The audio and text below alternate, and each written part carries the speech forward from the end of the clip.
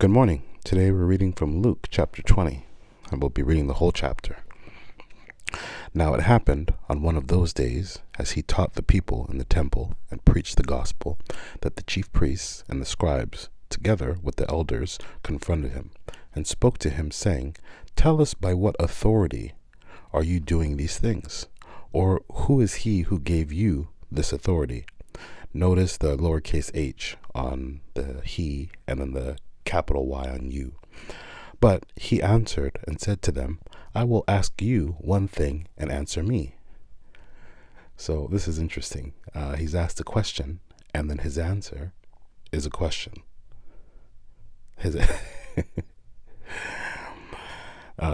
So he says, chapter 4, the verse 4, the baptism of John, was it from heaven or from men? And they reasoned among themselves, saying, "If we say from heaven, he will say, why then did you not believe him? But if we say from men, all the people will stone us, for they are persuaded that John was a prophet." So they answered that they did not know where it was from. And Jesus said to them, "Neither will I tell you by what authority I do these things." This answer, I love it. So they ask him a question. He's like, all right, I'm going to ask you a question, and then I'll tell you. They were thinking in their mind what they were going to say, and they decided, we're going to say, "I don't know." And then Jesus doesn't say that he doesn't know. He says, okay, then I'm not going to tell you because you didn't give me an answer. Amazing. Then he began, verse 9. Then he began to tell the people this parable. A certain man planted a vineyard, leased it to vine dressers, and went into a far country for a long time. So a vineyard is where grapes are grown. So this is probably going to be for wine. And vine dressers are people who take care of the vineyard, right? So he left somewhere and for a long time. Now at vintage time, so chapter 10, verse 1, if you go to chapter 10 here, the season. So vintage time is the season. So when it was the season for the grapes to be taken, he sent a servant to the vine dressers that they might give him some of the fruit of the vineyard. But the vine dressers beat him and sent him away empty-handed. So imagine you have something, it's yours, like a piece of land, you're growing food on it, and then you send a representative and like, hey, give me 10% or 20% because these are mine or my master's. And they're like, they just beat this dude up and they're like, nah, like, get out of here. So they anyway, so they sent but the lower part of verse 10, but the vine dressers beat him and sent him away empty-handed. Again he sent another servant, and they beat him also, treated him shamefully, and sent him away empty-handed. And again he sent a third, and they wounded him and also cast him out. Then the owner of the vineyard said, "What shall I do? I will send my beloved son. Probably they will respect him when they see him." But when the vine dressers saw him, they reasoned among themselves, saying, "This is the heir. Come, let us kill him, that the inheritance may be ours." So they cast him out of the vineyard and killed him. Therefore, what will the owner of the vineyard do to them?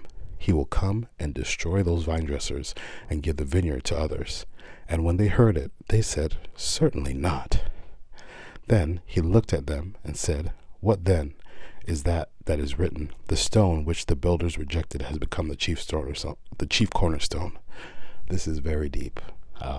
The chief cornerstone, that's the first brick that you put in when you're going to build a building, basically, right? It's the cornerstone that's going to lay the foundation, or part of the foundation of the whole building. So, and he's referring to himself, right? Or, I mean, this is from the Old Testament, and Jesus is quoting something from the Old Testament, which is in reference to him. Whoever falls on that stone will be broken, but on whoever it falls, it will grind him to powder. There's some poetry in here. There's some not alliteration. There's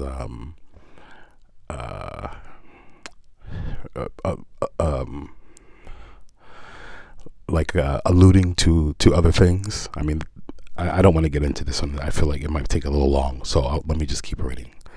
So verse 19. And the chief priests and the scribes that very hour sought to lay hands on him. I think we all know what it means when someone wants to lay hands on you.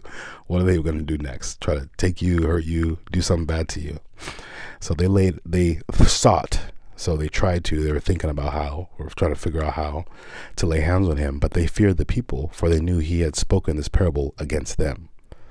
So Jesus out here telling a story, but actually he's referring to the people that he's telling the story to. Like, this is y'all, you're the vine dressers who took something that wasn't yours and you're trying to act like it's yours.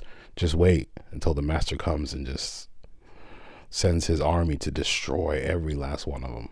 So this is a reference to the end times, right? When Jesus comes back and it's just going to be game over for those who have been acting a fool.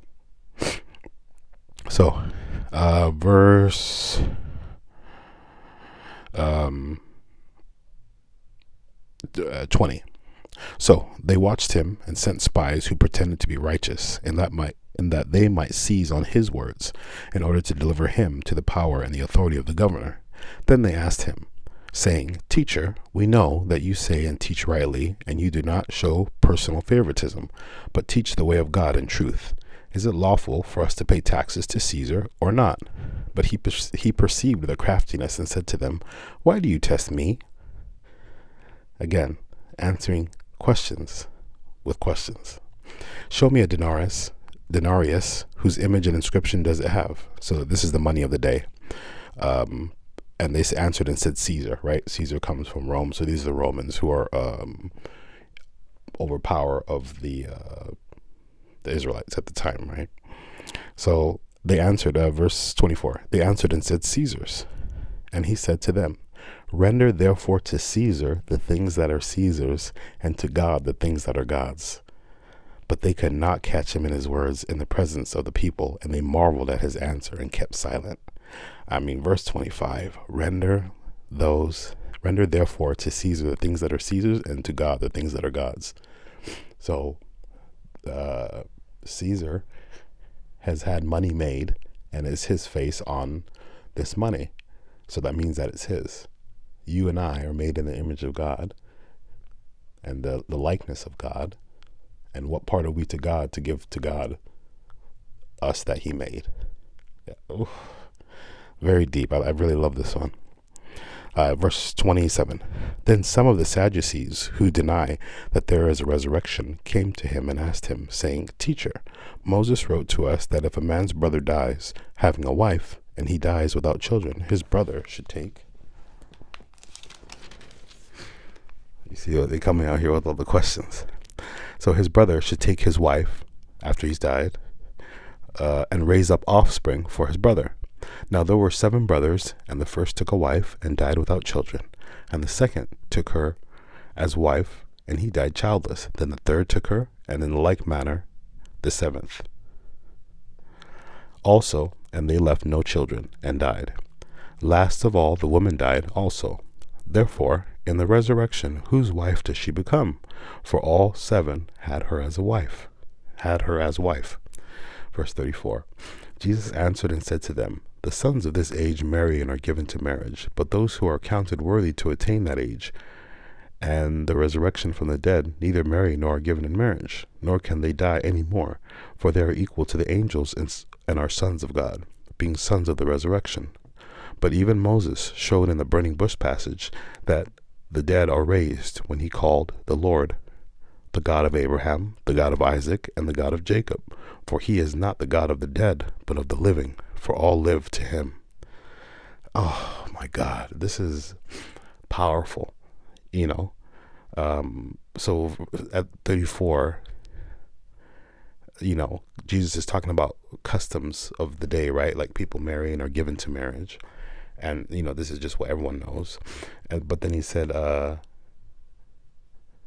now he started talking about things that are a little further on, right? But those who are counted worthy to attain that age and the resurrection from the dead, neither marry nor are given in marriage. So now we're talking about in a heavenly thing here. In heaven, there's no marriage, right? And also, there's this quote by David Marley.